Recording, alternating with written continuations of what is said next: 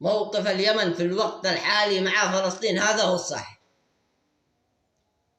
هذا شرف لنا، وهذا أكبر شرف أن نقاتل ونقتل ونقتل تضامنا مع غزة، وهذا فضل كبير من الله عز وجل.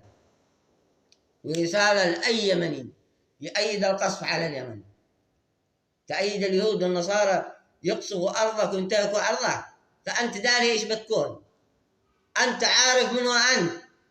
إذا كنت تأييد اليهود والنصارى يقصفوا بلادك فأنت عارف إيش بتكون، فأنت راضي مسترضي، وأنت خاين وعميل.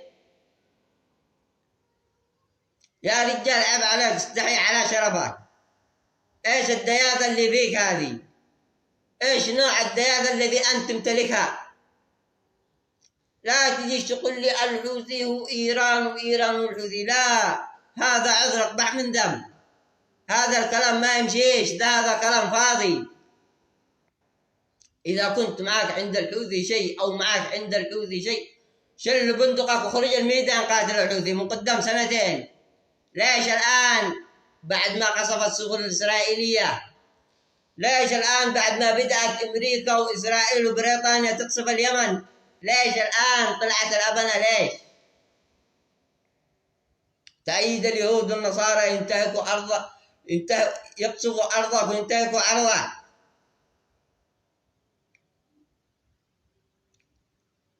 خلي قسم شريف. إذا كان بينك وبين الحوثي شيء أو معك عند الحوثي شيء، خلي الأمور تهدى، خلي الأمور تهدى في غزة وهنا، وبعدها شل البندق حقك وخرج الميدان قاتل الحوثي، الله ما ردك. لكن تأييد القصف على اليمن، تأييد اليهود والنصارى ينتهكوا أرضك وعرضك، والله العظيم إنك منافق، وإنك يهودي ابن يهودي وابن 77 يهودي، وإنك عميل وخائن، وعليك لعنة الله من اليوم إلى يوم الدين.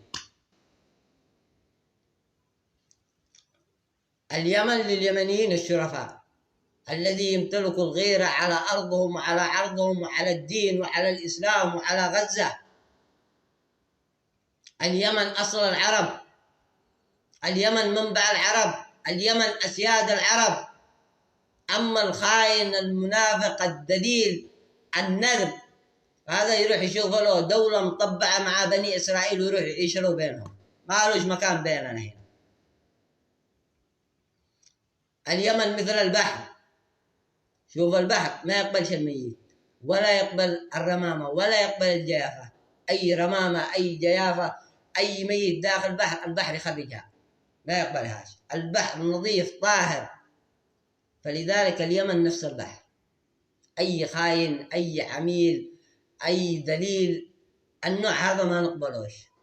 يروح يشوف له أي دولة مطبعة مع بني إسرائيل ويروح يعيش له هناك بالاحترام قبل ما نكسر شرفه.